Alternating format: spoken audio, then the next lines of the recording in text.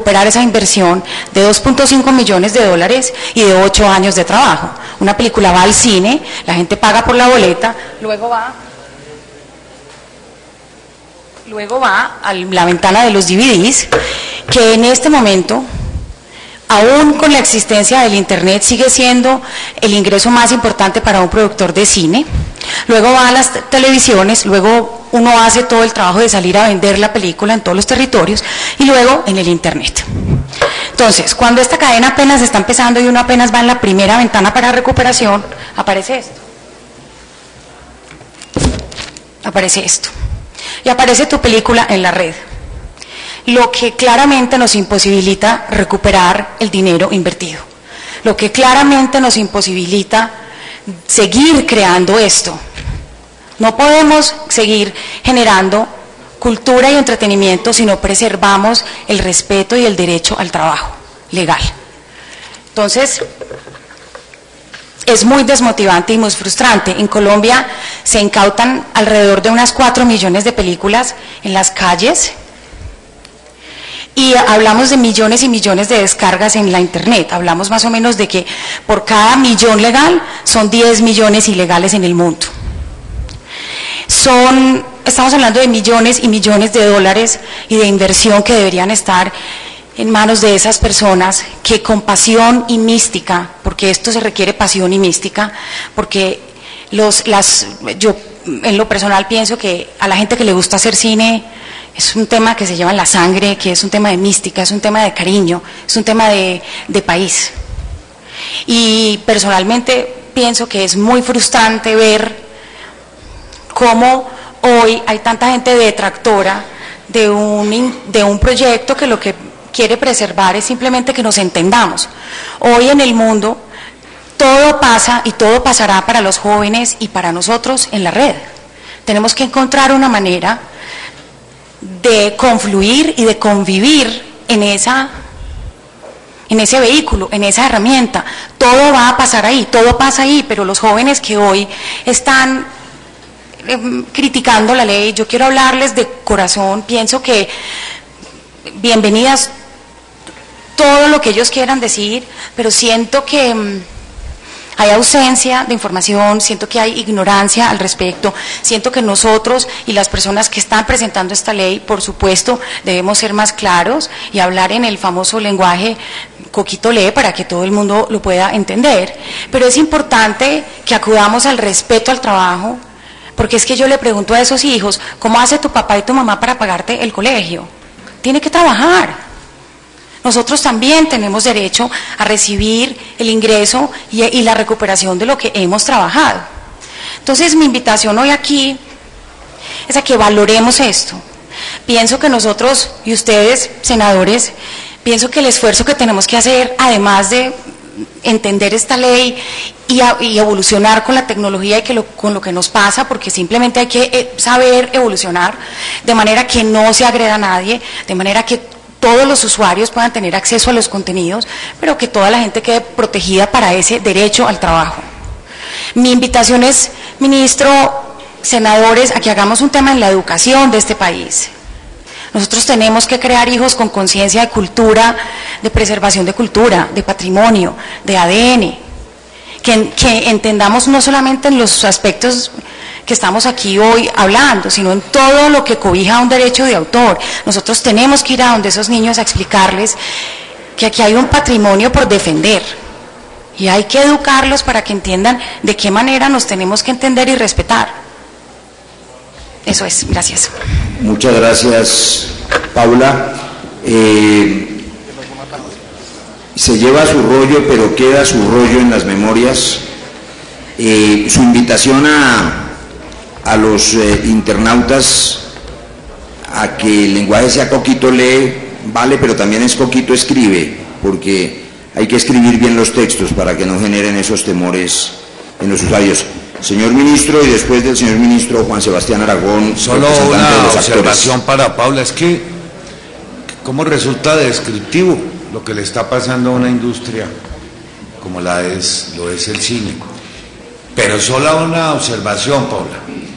Carambas, todo ese entusiasmo suyo y de tantos artistas y de tantos escritores que se expresó aquí el día que radicamos el proyecto, quisiéramos que se traslade a una acción más proactiva, porque me están moliendo y ustedes No, yo no. medio indiferentes. Necesitamos que se muevan aún más en defensa y explicación de esta iniciativa.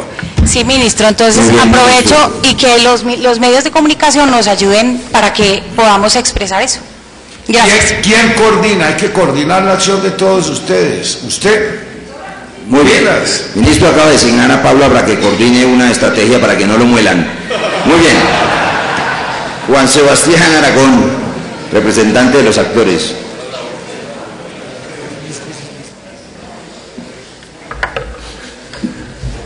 Buenos días, buenas tardes, ya muchas gracias por la invitación, ministro, muchas gracias, senador Barrera, a todos los senadores y a todos los presentes, muchas gracias. Yo quiero retomar un poco acerca de qué es lo que estamos hablando, porque los detractores de este proyecto dicen que está amenazada la libertad de expresión, que habrá censura, que está amenazado el acceso a la educación. Y en ese caso yo estoy 100% de acuerdo con ellos, eso es terrible. Yo no quiero que limiten el acceso a la educación ni a la cultura, yo no quiero que se limite la libertad de expresión y yo no quiero que haya censura. Pero ¿es realmente de eso de lo que estamos hablando? ¿Eso aplica para la salud, para la educación o para la comida? ¿Debemos decir que una persona está siendo limitada a su acceso a la alimentación cuando le cobran un alimento en un supermercado? ¿Es lícito que una persona entre a una librería y saque los libros de la librería diciendo que están limitando su acceso a la cultura y a la educación? Eso no funciona con esas cosas. Funciona con esto simplemente porque la tecnología lo permite. Y esto ha sido un uso de la tecnología que ha lesionado fuertemente a las industrias creativas en el mundo entero. Pero vamos a ver también cómo la tecnología puede permitir unos usos benéficos de estos nuevos ambientes. Como lo decía mi querido Harold Trompetero, estamos ante un escenario donde Vlado va a ser encarcelado por hacer caricaturas de personajes públicos. Yo no veo que eso esté sucediendo en los países desarrollados donde existen este tipo de protecciones. Yo veo que hay caricaturistas muy famosos en el mundo entero y no están siendo perseguidos, excepto por ejemplo, los musulmanes ortodoxos que están persiguiendo caricaturistas casualmente provenientes de países donde la piratería es del 100%. Entonces, ese tipo de cosas no se dan. Se hablaba también del caso de Andy Warhol, que Andy Warhol no hubiera podido pintar la lata de Campbell.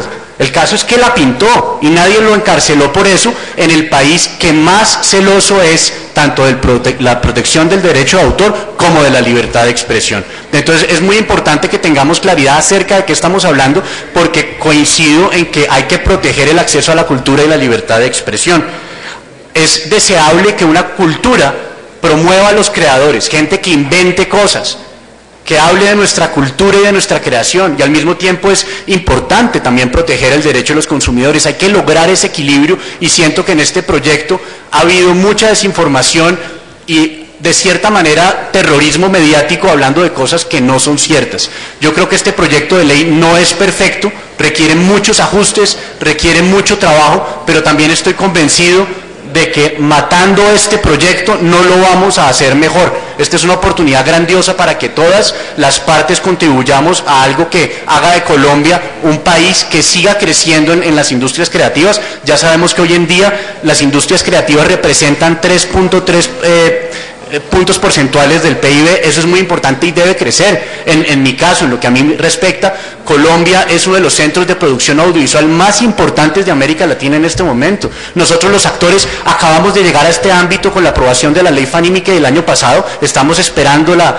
aprobación de nuestra licencia de funcionamiento porque nosotros todavía no disfrutamos de este derecho. Queremos disfrutar y creemos que esto va a generar contenidos mejores que van a hablar de Colombia en el exterior. Si nosotros, digamos, como lo citaba el ministro Vargas, con el caso de la ley de cine, nosotros pasamos de producir una o ninguna películas al año a producir cerca de 40 películas porque hay un marco legal que protege la industria. Eso es sano, eso genera no solamente empleos directos o indirectos, sino que genera una conciencia colectiva, un patrimonio cultural que no lo tienen los